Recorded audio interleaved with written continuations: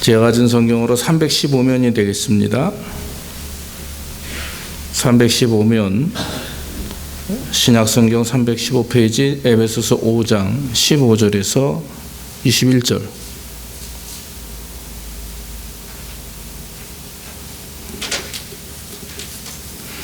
그런즉 너희가 어떻게 행할 것을 자세히 주의하여 지혜 없는 자같이 말고 오직 지혜 있는 자같이 하여 세월을 아끼라. 때가 악하니라. 그러므로 어리석은 자가 되지 말고 주의 뜻이 무엇인가 이해하라. 술 취하지 말라. 이는 방탕한 것이니 오직 성령의 충만을 받으라. 시와 찬미와 신령한 노래들로 서로 화답하며 너희의 마음으로 주께 노래하며 찬송하며 범사의 우리 주 예수 그리스도의 이름으로 항상 아버지 하나님께 감사하며 그리스도를 경외함으로 피차 복종하라. 아멘. 아멘.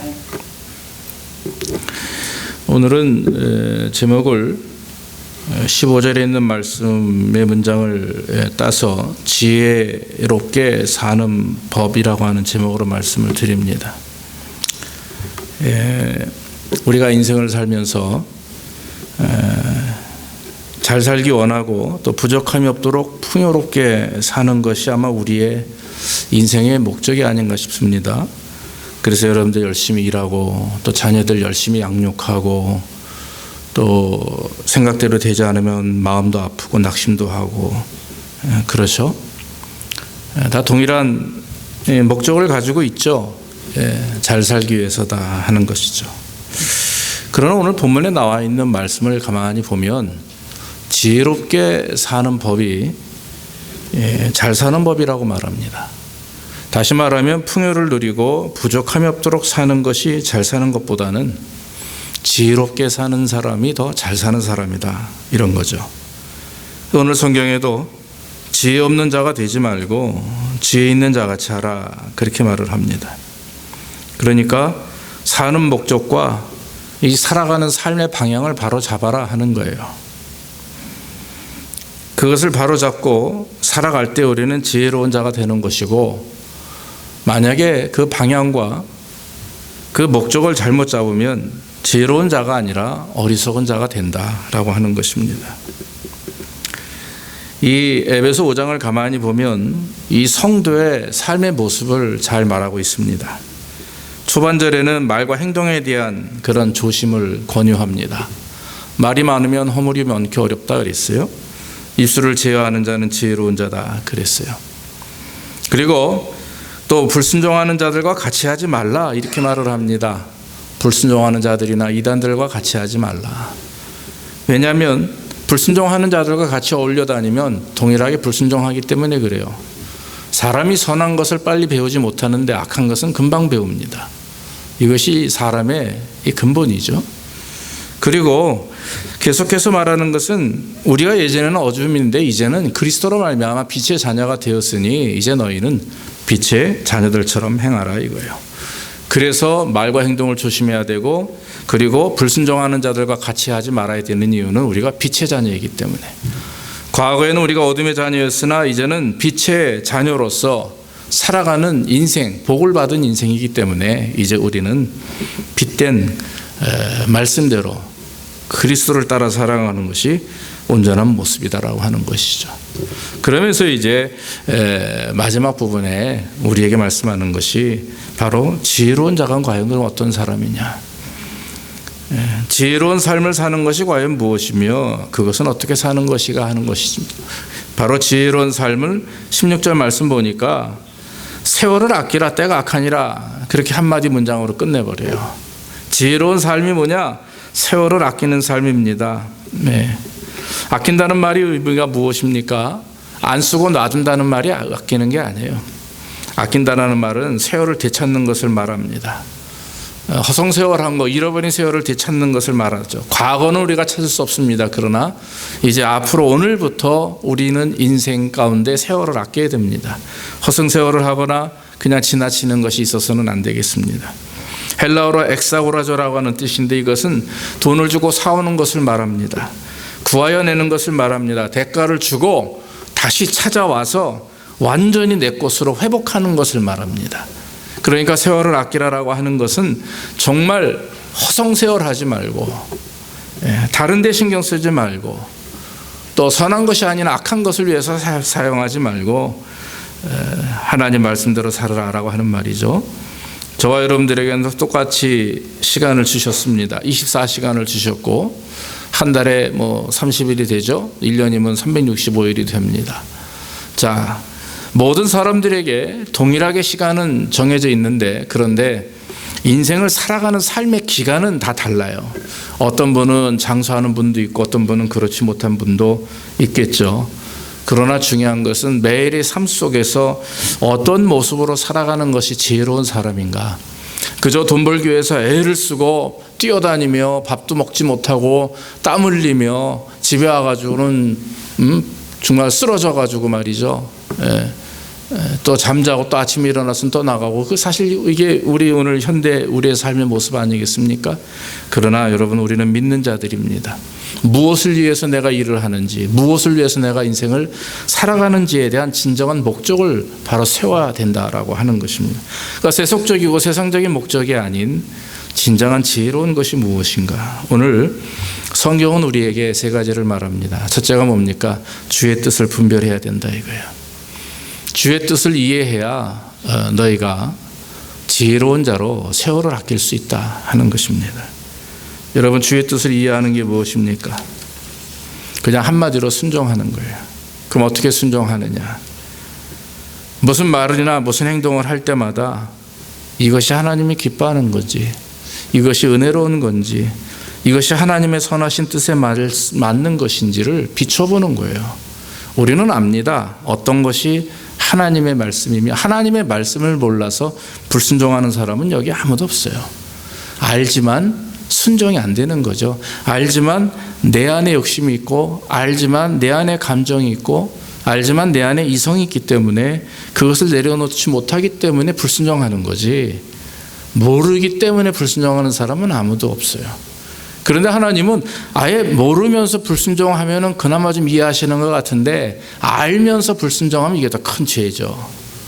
그렇잖아요. 모르고 짓는 죄는 한번 눈 감아줄 수 있지만, 아는데 일부러 짓는 죄는 그건 괘씸한 거 아니겠습니까? 그래서 하나님은 불순종하는 자를 어리석은 자다 그래요.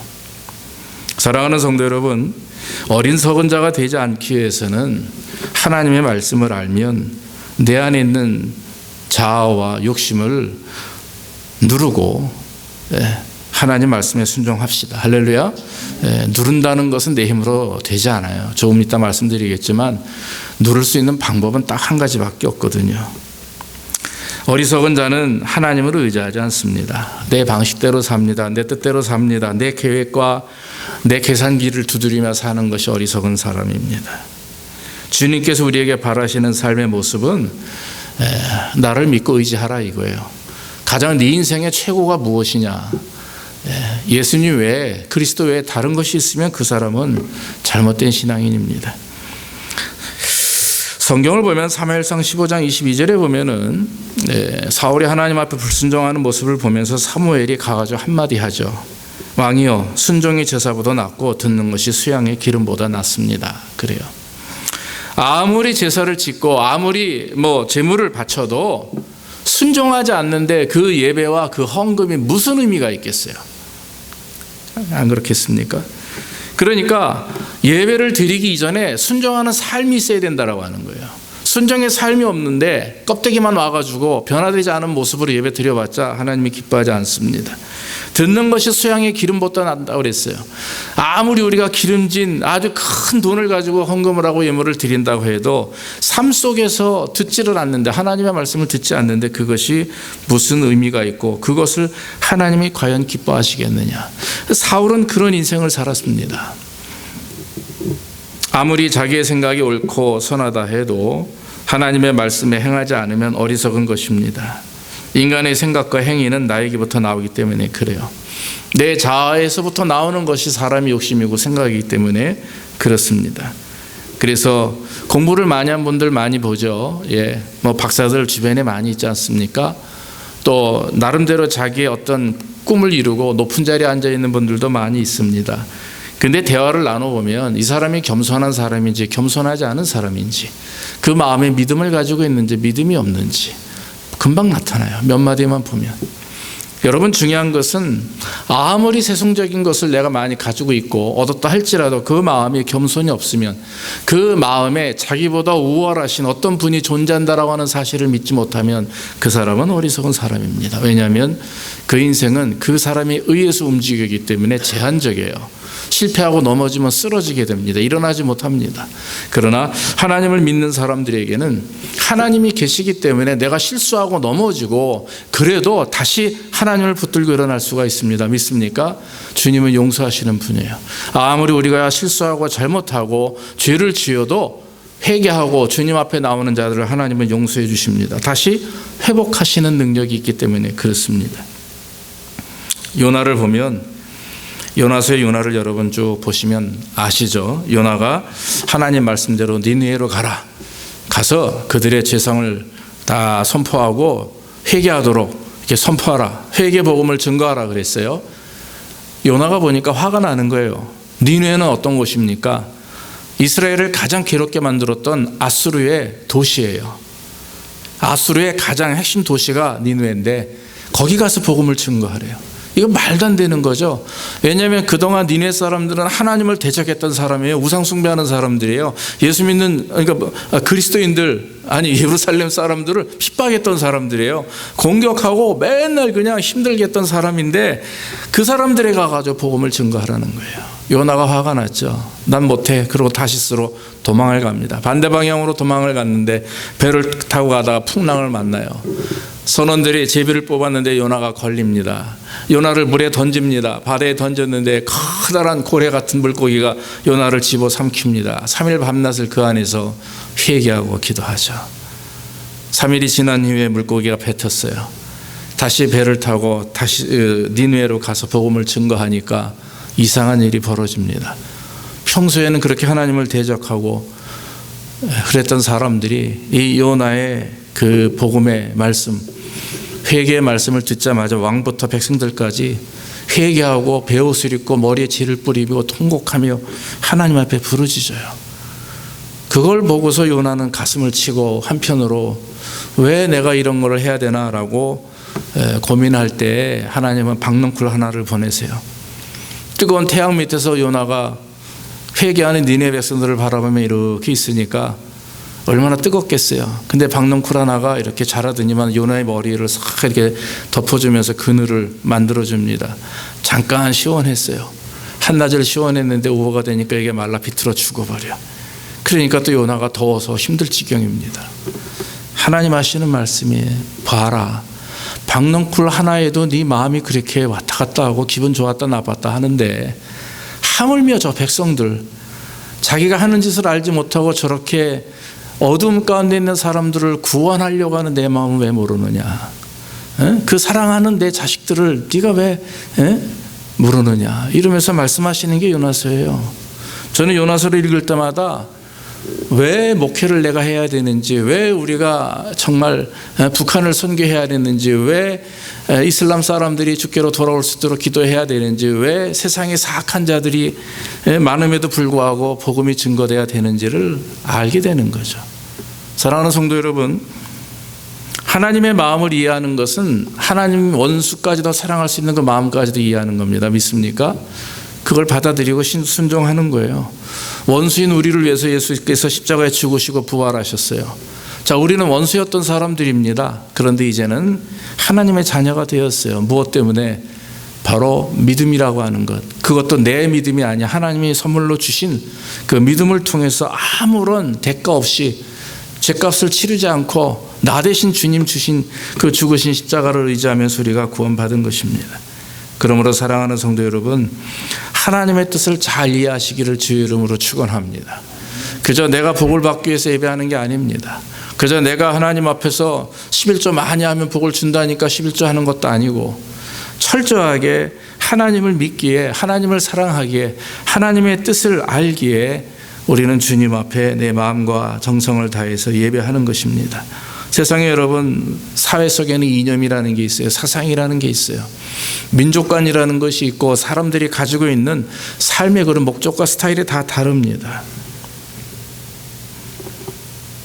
하나님의 사랑을 이해하지 못하면 안 됩니다. 아무리 세상이 다른다 할지라도 하나님의 사랑과 말씀을 이해하게 되면 다 하나가 될 수가 있어요. 다 믿음 안에서 영광 돌릴 수가 있고 모두 다 구원받는 역사를 경험하게 되는 것입니다. 사랑하는 성도 여러분, 우리는 하나님의 뜻을 이해할 때 비로소 세월을 아낄 수가 있고, 그러므로 우리는 지혜로운 삶을 살 수가 있게 되는 줄로 믿습니다. 또 성경의 18절에 보면 술 취하지 말라, 이는 방탕한 것이 오직 성령을 충만히 받으라 그랬어요. 아무리 우리가 하나님의 뜻을 이해한다 해도 조금 전에 말씀했다시피 우리의 힘으로, 우리 개인의 능력으로 말씀을 따라가거나 우리 안에 있는 그런 욕심과 죄를 이렇게 이겨낼 수가 없죠. 네. 이겨낼 수만 있다면 세상의 모든 사람들이 예수 믿을 필요가 없지 않습니까? 그런데 하나님을 믿는 이유가 무엇입니까? 우리 힘으로 되지 않으니까. 구원은 받았는데 그 구원 받음을 믿음으로 의지하며 나가야 되는데, 그럼 그 삶 속에 하나님이 말씀하시지, 그리스도가 말씀하신 나는 너희를 떠난다 하지만 보혜사 성령을 너에게 보내주시겠다 말씀하신 그 성령님이죠. 홀리 스피릿이 우리 안에서 우리를 주장하셔야만이 저와 여러분들이 하나님의 뜻에 맞게 살아갈 수가 있다라고 하는 것입니다. 그리스도의 영이 성령께서 우리 안에 임재하시고 우리를 주장하실 때 우리는 그것을 성령 충만이라고 그래요. 성령 충만은 컵에 물이 있고 없고의 양적인 그 의미가 아닙니다. 성령 충만의 의미는 다스림의 의미예요. 여러분들이 성령 충만하다라고 하는 것은 하나님이 지금 여러분들을 다스리고 계시고 그 다스림에 순종할 때 나타나는 역사와 열매들, 그래서 그것이 성령 충만을 말하는 것입니다. 만약에 여러분들이 인생 가운데 성령 충만, 하나님이 나를 다스리고 계신다라고 하는 것을 매 시간마다 느끼지 못한다면 여러분, 우리는 신앙생활을 다시 해야 돼요. 그러나 부족하고 연약할 때마다 하나님의 나와 함께 하심을 믿고 쓰러지고 넘어져도 주님 죄송합니다, 제가 오늘 잘못했습니다, 실수했습니다, 주님 의지합니다, 그럼 또 일어나는 거예요. 그러면서 하나님의 도우심을 가지고 살면 하나님께 역사를, 하나님의 영광을 나타내는 것이죠. 사도 바울은 이 술 취하지 말라, 이는 방탕한 것이다, 너희가 성령을 충만히 받으라, 갑자기 이런 얘기를 하는 이유는 그 당시 에베소 교회 자체가, 그 지역 자체가 우상 숭배로 아주 참 유명한 곳입니다. 신전들도 많이 있고요. 그래서 우상을 숭배하거나 이런 다른 우상을 섬겼을 때 일어나는 여러 가지 행위들이 바로 술을 먹고 만취가 돼서 길바닥에 쓰러져 있는 사람들이 즐비했다고 그러죠. 특히 알렉산더가 그것을 점령한 이후에 이 알렉산더는 아주 술꾼입니다. 술을 굉장히 좋아하는 사람이에요. 한 달에 한 번씩 술 마시기 대회를 했는데 그때 죽은 사람이 30명이 넘었다고 그래요. 세상에 여러분, 술 먹다 죽어요. 얼마나 먹으면 술 먹다 죽습니까? 그러다 보니까 심지어는 교회 안에도 그런 일들이 나도 모르게 생기는 거죠. 하나님의 말씀으로 세워진 교회지만 세상의 주변이 너무나도 어두웠기 때문에 그 어두움이, 하나님의 말씀을 믿고 살아가는 그 성도들이 지혜롭지 못하면, 하나님 뜻대로 분별하지 못하면 물드는 거는 그건 또 시간 문제. 마귀는 가만두지 않습니다. 어두움은 빛을 도망가지만, 그러나 어설프면 어둠이 와서 삼켜버려요. 그렇기 때문에 정확하게 내가 빛을 발하고 정확하게 하얀색이 될 때 이겨낼 수가 있는 거지, 약간 검붉고 말이죠, 회색 비슷하게 좀 이렇게 우리의 신앙이 온전하지 못하면 마귀는 저거 내 밥이다, 제가 아직까지도 마음에 확신이 없구나, 제가 아직까지도 죄를 놓지 못했구나, 하나님을 믿는 믿음이 없구나 알고 하와를 넘어뜨리는 것처럼 마귀는 금방 와가지고 넘어뜨리고 집어삼키는 거죠. 그래서 이 사도 바울은 술 취하지 말라고 말합니다. 제가 예전에 어떤 글을 보니까 그 술 취한 사람의 3단계를 얘기했는데 아마 예전에도 한번 제가 말씀드린 것 같아요. 술을 취하게 되면 사람의 변화되는 모습을 동물을 비유해서 3가지로 얘기했는데, 첫째가 사람이 술을 먹는 단계라고 합니다. 처음의 단계죠. 여우 단계입니다. 말이 많아지죠. 네, 사람이 되게 가벼워집니다. 그리고 두 번째 단계는 술이 술을 먹는 단계인데 늑대 단계라고 합니다. 같이 술 먹다가 싸웁니다. 공격합니다. 아무에게나 욕하고 그래요. 그 다음에 마지막 단계가 이제 술이 사람을 먹는 단계인데 이 돼지 단계라고 그래요. 이성을 잃어버려요. 아무데 나가서 쉬하고 지나가는 사람 붙들고 딴소리하고 심지어는 땅바닥에 나뒹굴고 막 그래요. 그래서 처음에는 여우, 두 번째 늑대, 세 번째는 돼지 단계다 이래요. 죄송하지만 저는 술을 취해보지 않았기 때문에 신학교 가기 전에 한 두세 번은 먹어봤지만 제가 술에 취해보지 않기 때문에는 잘 모르겠습니다만은 글쎄요, 이 술이 사람을 취하게 하면 우리는 아는 사실은 이성을 잃게 되죠. 술이 깨고 나면 내가 그때 뭘 했는지 알지 못합니다. 그러니까 여러분, 취한다는 의미가 뭐냐면 뭔가 다른 것에 의해서 컨트롤 당하는 거 아니겠습니까? 그러니까 성령에 취하라는 얘기는 그냥 쉽게 얘기해서 네 생각과 네 이성을 컨트롤 당하라 이거예요. 뭐에? 하나님에 의해서. 성령에 의해서 컨트롤 당하라. 왜? 네 생각대로 네 뜻대로 하느냐 이겁니다. 그러니까 술은 날마다 취해가면서 왜 성령에 취하지 못하는지 이 바울은 답답한 거예요. 사랑하는 성도 여러분, 저와 여러분들이 이 땅에서 살아야 될 방법은 한 가지입니다. 성령에 취해야 됩니다. 할렐루야. 성령 충만해야 인생을 온전히 살 수가 있고 인생을 하나님이 기뻐하시는 모습으로 살 수가 있고 또 내가 노력하고 최선을 다하는 만큼의 아름다운 결과가 일어나는 것이 성령 충만할 때 가능한 거예요. 그저 내 인간적인 계획이나 방법을 가지고 열심히 노력하는 거에 나쁜 건 아닙니다만은 글쎄요, 나중에 보십시오. 결국 그 영광을 다 자기가 누리려고 합니다. 왜냐하면 내가 이뤘다고 생각을 했기 때문에. 그러나 하나님이 하셨다, 하나님이 역사하신다라고 하는 믿음으로 주님을 내 인생의 앞에 세우면 여러분, 우리는 교만할 수가 없죠. 겸손하고 하나님의 영광을 드러낼 수가 있는 것입니다. 마지막으로 한 가지 더 말씀을 드리면 감사와 찬양과 그곳에는 복종의 삶이 있습니다. 그것이 세월을 아끼는 것입니다. 성령 충만할 때 나타나는 삶의 모습은 감사입니다. 찬양입니다.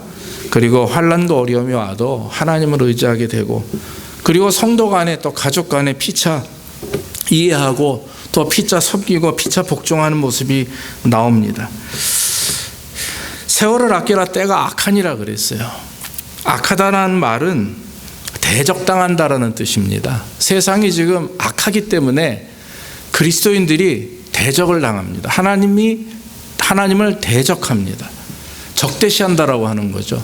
그래서 여러분, 우리가 늘 아시다시피 정말 말씀대로 살면 살수록 우리는 하나님의 은혜를 받지만 세상은 우리를 더 공격합니다.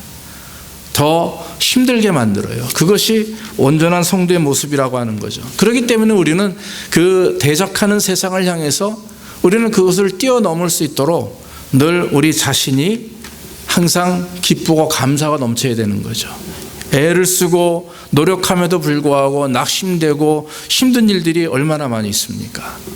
내가 성령 충만하지 않으면 그것을 감당할 수가 없어요. 성령 충만할 때는 그것이 용서가 되고 이해가 되는데 성령 충만하지 않으면, 내가 하나님 의지하지 않으면 그것이 나에게 바다가 되고 부담이 되고 나를 공격하는 것 같으니까 같이 싸우는 거예요, 세상과. 그러면 뭐가 되겠어요? 뭐가 남겠습니까? 사도 바울을 가만히 보십시오. 그는 하나님 앞에서 모든 것을 분토와 같이 여겼다 그랬어요. 배설물처럼 여겼어요. 자기가 그동안 쌓아왔던 것, 재산, 재물, 학식을 다 화장실에 정말 내가 처리하고 놓은 그 배설물처럼 여겼다. 성경에 그렇게 나와요. 그러면서 그가 한 일은 무엇입니까? 복음을 증거하기 위하여 밖에 나가서 복음을 증거합니다. 결혼도 하지 않았습니다. 고린도서 11장 23절 이후에 보면 옥에 갇히고 수없이 맞고 여러 번 죽을 뻔하였으니 라고 하면서 그가 당한 고난을 얘기합니다. 39대 매를 맞았어요. 40대를 감한 대를 감한 거 39대인데 40대면 죽는데요. 보통 사람들은. 죽기 직전까지 맞은 매가 39대씩 5번을 맞습니다. 그리고 3번 태장으로 맞고 1번 돌로 맞고 3번 파선하는 배 안에서 일주일을 깊음 가운데 있었고 여러 번 전도여행 중 강의 위험과 강도, 동족, 이방인, 시내, 바다, 거짓 형제의 위험을 얻고 또 여러 번 자지 못하고 목마르고 여러 번 굶고 춥고 헐벗었도다 그랬어요. 그가 복음을 증거한 기간은 거의 30여 년밖에 안 됩니다.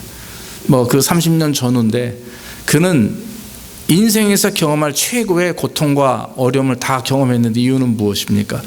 하나님 때문에 그래요. 복음을 증거하는 것. 그러면서도 그가 마지막에 기쁨으로 고백할 수 있는 게 뭡니까? 교회를 사랑하며 염려하는 마음과 스스로의 약함을 하나님 앞에 내어놓고 전적으로 하나님을 의지했다라고 하는 겁니다. 자, 여러분, 그 힘든 어려움을 이겨낼 수 있는 것은 교회를 사랑하는 마음이에요.